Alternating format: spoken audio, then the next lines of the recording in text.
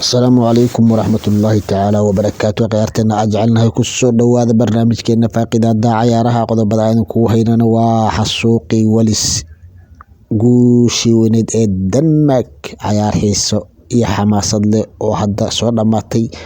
Ciyaartaas oo ku soo dhamaatay 4 gool iyo eber oo lagu burburiyay dhammaan taageerayaashii iyo kooxdii wadanka Wales ayaa waxa ay ku soo dhamaatay garoonka Netherland ee Ajax.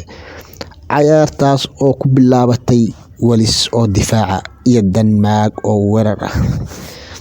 Ciyaarta ayaa qaybtii hore waxaa lagu kala maray 1 iyo eber oo dhaliyay lambar 12 wadanka Denmark. Hase yeeshee markii la isku soo laabtay Hosni oo ciyaartan wacdara ka dhigay ayaa waxa uu ka dhaliyay Wales goolka labaad, ciyaartana ka dhigay 2 iyo eber. Wali waxaa socday weerarkii Denmark ee aan kala joogsiga lahayn kadib murugadii iyo labadii kulan ee ugu horeysay oo laga badiyay wadanka Denmark ayaa gudubka waxay kaga soo baxday wacdarihii iyo casharka ay u dhigtay wadanka Ruushka, kaas oo ay kaga soo badisay 4 iyo 2. taariikhda waa markii ugu horeysay ee wadan labadii kulan ee ugu horeeyay laga badiyay uu haddana u soo gudbo wareegga 16.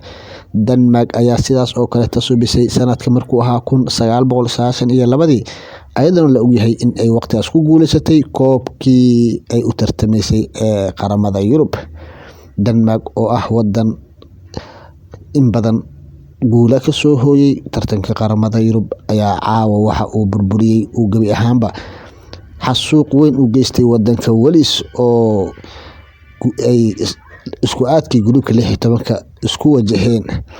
Ciyaartaas oo ka dhaceysay wadanka Holland gaar ahaan caasimadda Amsterdam ayaa waxa uu ku soo dhamaaday 4 iyo eber. Ciyaarta oo marayso daqiiqadii 85 ay Denmark waxay dhalisay goolka saddexaad halka goolka afraadna ay dhalisay 5tii daqiiqo ee lagu daray ciyaarta.